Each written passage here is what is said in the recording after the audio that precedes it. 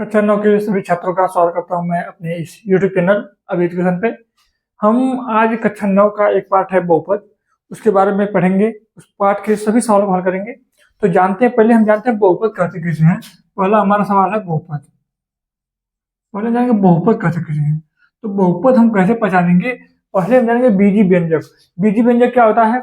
जब हम चर और अचर को जोड़, घटाना, गुणा, भाग आदि संक्रियाओं से करके जब हम किसी व्यंजक को लिखें, किसी भी चर और अचर संख्या को लिखें, जब हम चर और अचर को जोड़, घटाना, गुणा, भाग आदि संक्रियाएं करके जब उनके संयोग करके जो हम पद बनाते हैं तो उन्हें क्या कहते हैं? हम बीजी व्यंजक कहते हैं। तो ये हमारा क्या है? बीजी व्यंजक है।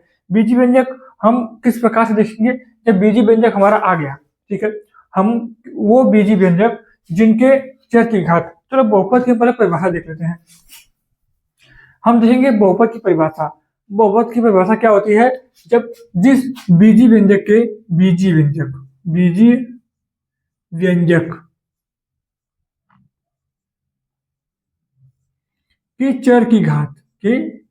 चर की घात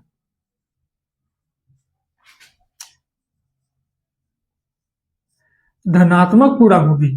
कैसी होगी? धनात्मक पूर्णांक। अब आप धनात्मक संख्या के बाद जानते हो जिसके सामने क्या होता है? प्लस चिन्ह लगा होता है। या फिर अगर हम लिखते 2 तो क्या है? इसके सामने कोई चिन्ह लगा है। जब कोई चिन्ह नहीं लगा है इसका मतलब क्या है? ये +2 है। अगर ऋणात्मक पूर्णांक होगी तो माइनस लगा रहेगा। पूर्णांक मतलब पूरी संख्या हो, 1/2, 2/3, 3/4, 4/5 इस प्रकार की संख्या ना हो। जैसे हम इसको लिख सकते हैं कि अगर हमको धनात्मक पूर्णांक संख्या लिखने बोलेगा तो हम लिखेंगे +2, +3, +4, +5, +1। जीरो तो है नहीं, जीरो में पता है पूर्णांक नहीं है। और क्या है? धनात्मक हो, पूर्णांक हो। पूर्णांक मतलब पूर्णांक मतलब पूरी संख्या, जैसे ये 2 है, 3 है, 4 है, 5 है, 6 है, 7 है, जो भी संख्याएं हैं वो क्या है? पूर्णांक है। ऐसे नहीं होगा 2.5, 1/2, 3/5, 7/6 इस प्रकार यह संख्या रहेगी तो वो धनात्मक तो है लेकिन पूर्णांक नहीं है। तो हमें क्या देखना है? बीजी व्यंजक के चर की घात देखनी है। वो कैसी होनी चाहिए? धनात्मक पूर्णांक होनी चाहिए। हम आपके सामने लिखते हैं कुछ सवाल और आप बताइएगा कि वे बहुपद है या नहीं है। देखिए, जैसे हम लिख रहे हैं, पहला है 4x² - 3x + 2 पहला है। दूसरा देखो क्या है लिखा है, करड़ी में 2 है, यश घात 3 है, प्लस करड़ी में 3 है और क्या है? यक्स है। तीसरा देखो क्या है, 2 ये क्या है? सब रूट में है, +√3 × t इस तरह से लिखा है। चौथा देखो क्या है, यक्स + 1/x। अब हम ये संख्याएं हमने 4 बहुपद लिख दी हैं। बहुपद तो नहीं, ये बीजी व्यंजक है। बीजी व्यंजक क्या होता है? जब हम किसी चर और अचर को जोड़, घटाना, गुणा, भाग आदि संक्रियाओं को एक करके उसको एक साथ करके लिखते हैं, संयोग से जो पद बनता है उसे क्या बोलते हैं? बीजी व्यंजक। तो अब हमारा ये पहला जो है ये हमारा बहुपद है कि नहीं है, इसके बारे में हम देखते हैं। तो हमें पहले देखेंगे चर कौन कौन सा है। इसमें देखो यक्स है, चर हमारा क्या है? यक्स है। चर क्या हो गया? यक्स। ठीक है, अब हमको देखना है, चर देख लिया, चर की घात देखनी है। तो किसी घात क्या है? चर की घात क्या है? यहाँ पे हमको मिल गया +2। देखो +2 मिल गया। यहाँ पे कोई घात नहीं है तो हम 1 मानेंगे। तो क्या है? +1।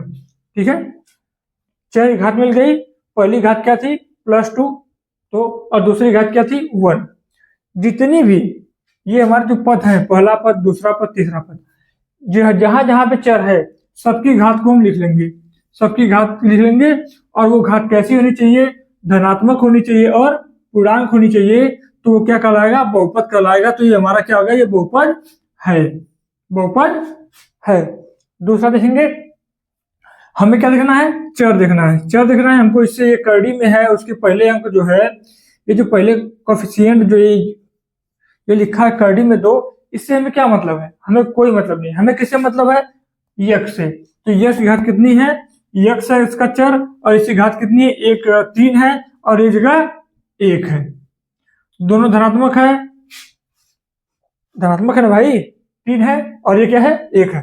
दोनों धनात्मक है और दोनों पूर्णांक है, तो ये क्या हो गया, ये भी बहुपद हो गया।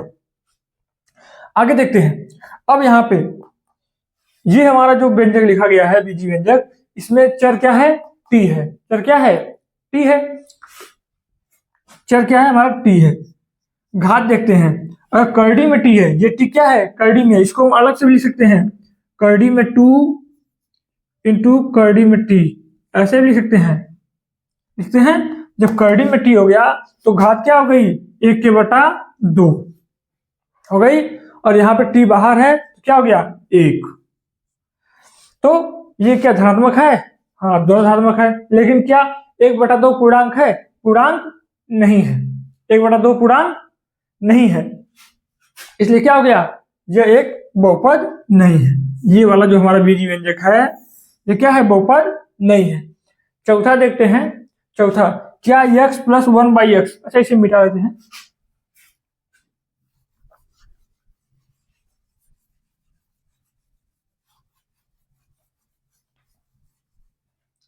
x प्लस 1/x, क्या ये एक बहुपद है?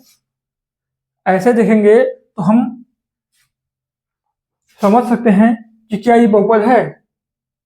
देखो x है, चर क्या हो गया हमारा, चर हर जगह x दिख रहा है, चर हमारा हो गया x। x की घात क्या है, अगर हम घात देखेंगे तो यहाँ पे देखो, यहाँ पे घात क्या है, 1 है, लेकिन घात हमको जब निकालना है तो इसको भी तो ऊपर ले जाना पड़ेगा, हमें कहीं बटा के रूप में नहीं लिखना है। तो क्या हो जाएगा, x की पावर 1 प्लस x के पावर -1, क्योंकि ये नीचे से ऊपर जाएगा तो क्या हो जाएगा, घात क्या आ जाएगी, माइनस हो जाएगी। तो एक जगह हमें घात मिल गया 1 और एक जगह मिल गया -1 मिला, तो इससे क्या होगा, ये वाला तो धनात्मक पूर्णांक मिल गया, लेकिन दूसरी वाली घात जो थी वो ऋणात्मक पूर्णांक मिली है। ये क्या है, ऋणात्मक पूर्णांक है, तो इससे हम क्या बोलेंगे, यह एक बहुपद नहीं है। ठीक, और देख लेंगे, अगर यहां पे लिख देता करड़ी में 3 x² प्लस करड़ी में x, तो क्या एक बहुपद है? अगर हमको कोई पूछेगा कि क्या एक बहुपद है तो हम लिख देंगे नहीं। क्यों नहीं है, ये बहुपद नहीं है। क्यों नहीं है, क्योंकि यहाँ पे x घात 2 है, ये तो हो गया धनात्मक भी है और पूर्णांक भी है, बहुत अच्छा। लेकिन ये वाली जो घात है इसकी, ये x है, इसकी जब हम घात देखेंगे तो हो जाएगा x घाते 1/2। कड़ी का मतलब घात में 1/2, तो ये क्या हो गया, धनात्मक तो है लेकिन पूर्णांक नहीं है, इसलिए ये क्या हुआ, ये हमारा बहुपद नहीं है। आगे देखते हैं, आगे किस प्रकार के सवाल आएंगे। बहुपद आपको समझ में आ गया होगा। बहुपद किसे कहते हैं, बीजी व्यंजक के चर की घात जब धनात्मक हो और पूर्णांक हो, धनात्मक पूर्णांक हो, तो उसे क्या बोलते हैं हम लोग, बहुपद बोलते हैं। बीजी व्यंजक क्या होता है आपको पता है, जब चर और अचर को जोड़ घटाना, योग घटाव गुणन और भाग की संक्रियाओं से एक साथ करके लिखते हैं तो उसे क्या बोलते हैं हम लोग, बहुपद बोलते हैं। अब दूसरा सवाल आएगा बहुपद की घात। देखो बहुपद का मानक रूप, मानक रूप क्या होता है, देखो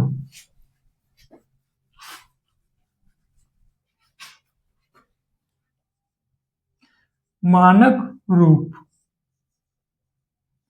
मानक रूप को समझो आप कि चर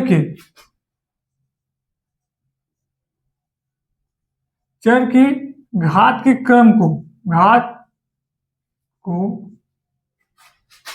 क्रम में रखना, क्रम में रखना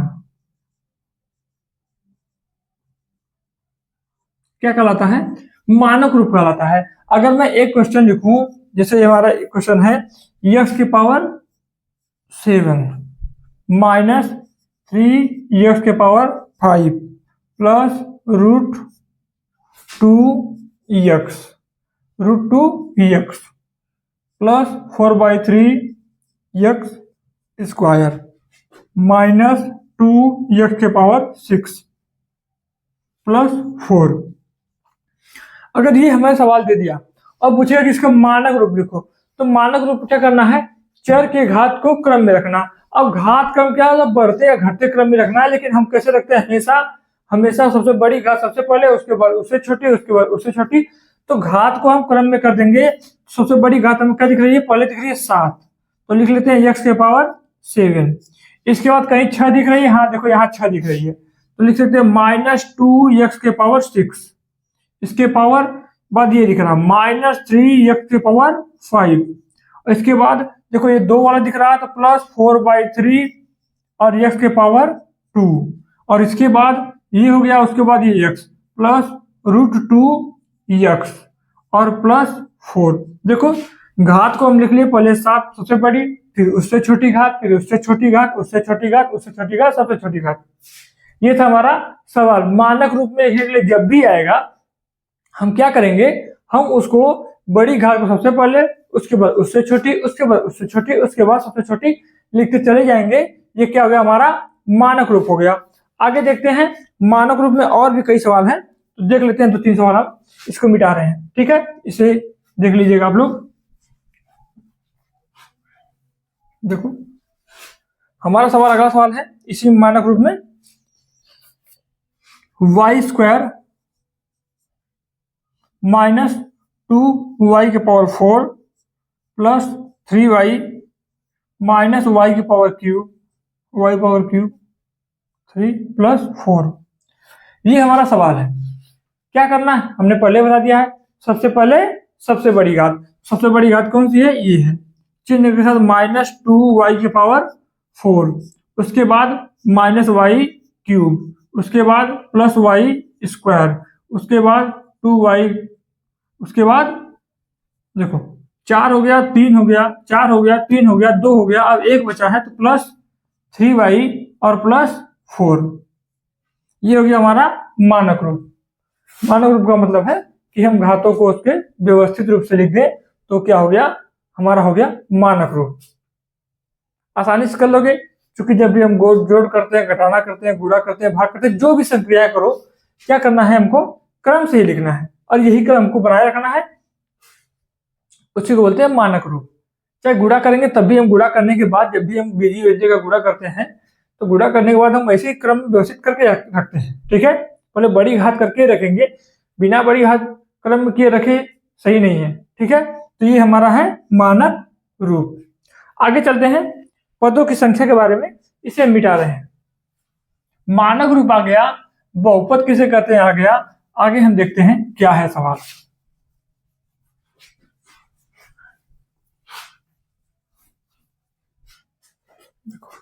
अब आता है एक पदी, द्विपदी, त्रिपदी। एक पदी व्यंजक, दुपदी व्यंजक किसे कहते हैं, एक पदी, द्विपदी, त्रिपदी, इसी तरह से त्रिपदी, और जितने भी हो, 4 पद रहेगा तो चतुर्पदी। तो ये तो छांटना आप लोग के लिए काफी आसान है। जैसे लिख दिया 6x पहला, दूसरा लिख दे 6x + 7, लिख दे 6x³ + 5x² + 6x + 9, यहाँ पे लिख दे 8x³ + 9x + 7। क्या करना है, हमको पदों की संख्या गिननी है, पदों की संख्या गिननी है। ये कितने पद हैं, एक पद है। मल्टीप्लाई या डिवाइड हो तो उसे हम एक पद गिनेंगे, लेकिन जब भी प्लस या माइनस चिन्ह आ जाएगा तो वहां पे पद की संख्या एक बढ़ जाएगी। तो चिन्ह प्लस या माइनस का चिन्ह है, एक है, तो पद की संख्या कितनी आ जाएगी, 2। यहाँ पे पद कितने हैं, एक चिन्ह मिला प्लस या माइनस का, 2 मिला या 3 मिला, 3 मिला, इसका मतलब चिन्ह कैसे, मतलब पद कैसे हैं, 4 है, ठीक है। जितने चिन्ह मिलेंगे प्लस या माइनस के, उससे अधिक क्या होंगे, एक पदों की संख्या होगी। इसमें क्या चिन्ह मिला, एक चिन्ह मिला, 2 चिन्ह मिला, इसका मतलब पदों की संख्या कितनी है, 3 है। इतना ज्यादा दिमाग नहीं लगाना है, क्या करना है, गिन लेना है। एक देखो, एक हो गया, 1 2, 1 2 3 4 चतुर्थ पद, 1 2 3 त्रिपद, 1 2 द्विपद, एक पद, यही करना है। एक पद रहेगा तो एक पदी, दो पद रहेगा तो द्विपदी, तीन पद रहेगा तो त्रिपदी, चार पद रहेगा चतुर्पदी।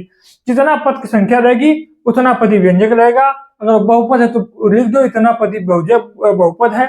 मतलब एक पदी, एक पदी बहुपद, द्विपदी बहुपद, तीन पदी त्रिपदी बहुपद, चतुर्पदी बहुपद।